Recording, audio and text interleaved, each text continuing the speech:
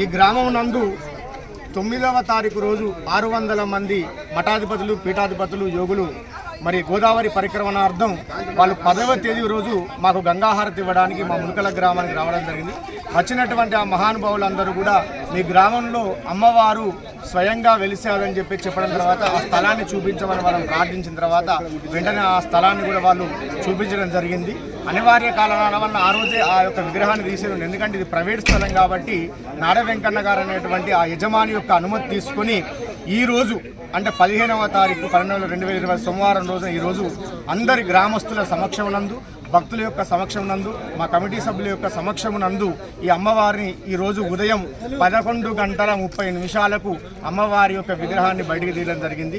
వారు చెప్పినటువంటి ప్రకారంగా ఎక్కడైతే ఏ స్థలాన్ని అయితే వారు మాకు నిర్ణయం చేసి వాళ్ళు చూపించారో అదే స్థలమునందు అమ్మవారు దొరకడం అనేటువంటిది మా యొక్క యావత్ తెలంగాణ రాష్ట్రమే కాకుండా యావత్ భారతదేశంలో ఉన్నటువంటి నా యొక్క హిందూ బంధువులందరి యొక్క అదృష్టంగా నేను భావించడం జరుగుతుంది.